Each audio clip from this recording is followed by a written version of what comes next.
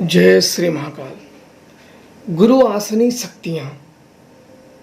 जब कोई शिष्य को गुरु का मन हो जाता है कि इस शिष्य को गुरु आसनी के तौर पे शक्तियाँ देनी चाहिए, तब वो गुरु अपनी कुछ शक्तियाँ वचनबद्ध करके गुरु आसनी के तौर पे उसे दे देता है। और ये शक्तियाँ बिल्कुल काम करती हैं, जैसे गुरु के पास काम करते हैं वैसे उस शिष्य के भी पास काम करते हैं शक्तियाँ।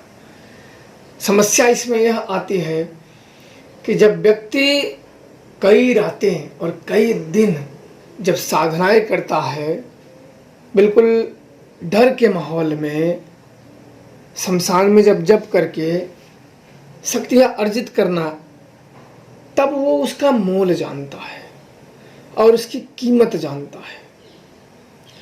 और किसी भी व्यक्ति को अगर बातों से, व्यवहारों से या प्रेमवश उस व्यक्ति को मिल जाए तो उसकी कीमत, उसके मेहनत नहीं याद रहते हैं। इस कारण से उन शक्तियों को उतना पूजा पाठ मान सम्मान नहीं दे पाते हैं, इसलिए वो समय के साथ चली जाती हैं। और किसी भी व्यक्ति को अगर गुरु आसनी के साथ शक्तियाँ मिले, कोई भी गुरु दे, उन शक्तियों को सदैव गुरु ही मानना चाहिए, क्योंकि वो गुरु गद्दी को मान के ही चलती हैं। और उनसे सदैव रखे कि उनके आशीर्वाद का पात्र बना रहे, किसी का अहित ना करे। जब तक कि कोई सामने से आपका अहित करने ना आए, क्योंकि जब सामने से कोई व्यक्ति अहित करने आता है तो उसको बड़ा अभिमान होता है। अभिमान होता है कि हमारा कोई कुछ कर नहीं सकता है। और अभिमानी व्यक्ति को बिल्कुल रौंद दो। अभिमानी व्यक्तियों को कहीं भी पाप नहीं लगता है चलाने के लिए, पर वार आपकी तरफ से ना हो, गलती आपकी ना हो, कम से कम जवाब तो दे सको कि मैंने नहीं किया है, सामने मैंने अपने बचाव के लिए। तो सामने वाले को इन शक्तियों से चला दिया जाए। रात को जाओ कहीं उजाड़ स्थानों में, बिल्कुल प्रयोग कर दोगे, बिल्कुल ये शक्तियाँ काम करती हैं। और उसको जिंदगी में कब आया और कब चला गया पता ही नहीं चलेगा।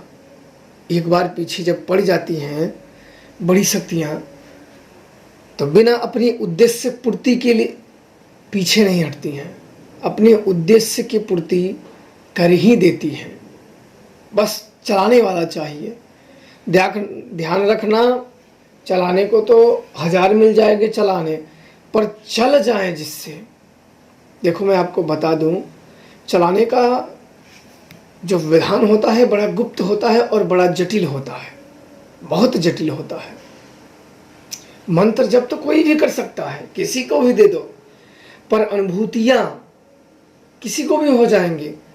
पर ध्यान और योग ये ऐसे दो गुप्त रहस्य हैं जो जब तक इनमें कूदोगे नहीं, इनमें डुबकी नहीं लगाओगे, तब तक इनकी परिभाषा समझ में ही नहीं आएगी। बहुत से साधु संत, ऋषि मुनि, ज्ञानी इसके बारे में अपने अपने ज्ञान और विचार देने का प्रयास करे हैं, पर व्यक्ति जब तक इसमें स्वयं ना डुबकी लगाए तब तक इनकी जो गहराई है, इनके जो आभास हैं, इनसे मिलने वाले जो सकारात्मक ऊर्जा है, वो महसूस ही नहीं होती है। और यही एक पड़ाव है जो सभी लोग गलतियां कर देते हैं। योग ध्यान न तो सिखाने वाला हो तो सीखने वाला सीख ही ले। सिद्धियां करने जाएंगे, अगले दिन उनका 17 काम लेके जाएंगे गुरु के पास, जिसे गुरु मान लिया। और गुरु भी मन से नहीं मानेंगे, नहीं, कुछ और ही मान लेंगे।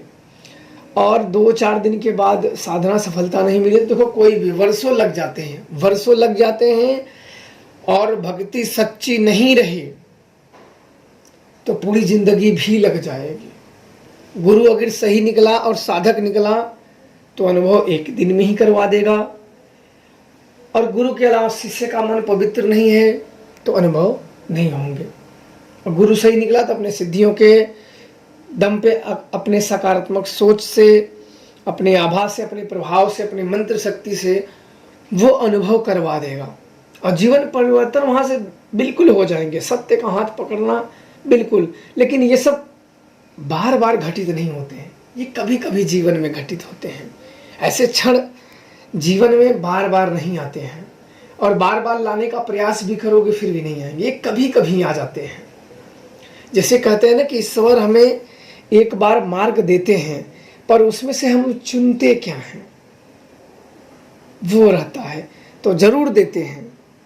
और हर व्यक्ति के जीवन में जैसे प्रेम होता है, उस शक्तियों ने मुझे बताया था कि हर एक व्यक्ति हो, चाहे अच्छा हो या बुरा हो, इंसान जो भी हो, उसके जीवन में एक बार सत्य वाला प्रेम ये ईश्वरीय कुदरती शक्ति करवाती ही करवाती है। कोई भी इंसान हो, प्रेम की परिभाषा उसे समझ में आए। अब उन प्रेमों को वो लेता कैसे है? अपने भावनाओं से लेता है, अपने जज्बातों से लेता है, काम वासना से लेता है, मन के लगाव से लेता है, या अन्य बहुत नियम है जो हम जानते भी नहीं हैं। इतने इनके आभास हैं, क्योंकि प्रेम की परिभाषा उनकी व्याख्या करना छोटी मुँह बड़ी बात होती है ये।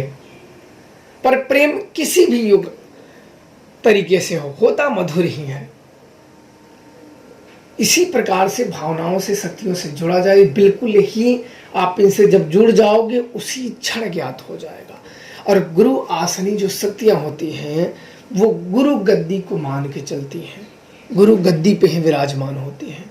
उनको नीचा या अन्य किसी को देने का प्रयास किया जाए, या फिर तुम भी गुरु बनने का प्रयास करोगे, वो तत्काल तुरंत ही उसी क्षण आपका साथ छोड़ देंगी, क्योंकि उसे मालूम हो गया है गुरु गद्दी का जिसको सम्मान नहीं है उसे फिर शक्तियों का क्या सम्मान होगा, क्योंकि गुरु गद्दी को मान के ही शक्तियां विराजमान हैं। और जिसे गुरु गद्दी का ही मान नहीं है वो शक्तियों का मान क्या रखेगा। तो इसलिए बिल्कुल जितना गुरु को दर्जा दिया जाए उतना उनकी शक्तियों को दर्जा दिया जाए, तभी टिक सकते हो। और सफलता असफलता दोनों ही मार्ग होते हैं। कभी हम सफल पे चलते हैं, कभी असफल पे। कोई भी ऐसा काम नहीं है कि 100% हमेशा 100 में 100 काम व्यक्ति सफल कर दे। अगर कोई बोल दे सफल है तो मिथ्याचारी है और झूठा है, ऐसा संभव ही नहीं है। गलतियां इंसानों से ही होती हैं, करने का प्रयास करता रहता है, पर ये नहीं कि कर देते हैं। हाँ, करने का प्रयास करते हैं। कुछ अगले व्यक्ति के भाग्य पर निर्धारित करता है, कुछ कर्मों पर निर्धारित करता है, कुछ उसके हाथों जो दुर्भाग्य चढ़े उसके हाथों कुछ कार्य होने होते हैं। तो बहुत ऐसे होते हैं जो आगे ही चाल के जान पड़ता है। तो गुरु आसनी शक्तियाँ एक गुरु का ही दिया हुआ वरदान होता है, जो कि गुरु प्रसन्न होकर ही देता है।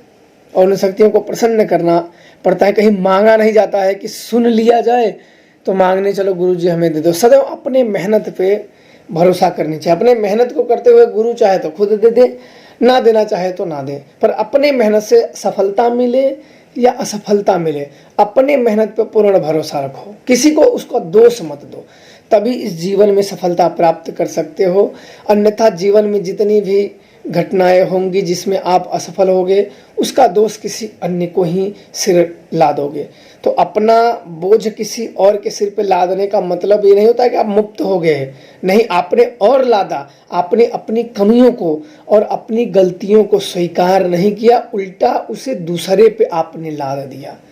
वो डबल गलतियां हो जाती हैं और भविष्य में आपको इसके बहुत बड़े परिणाम और संकट देखने को मिलते हैं।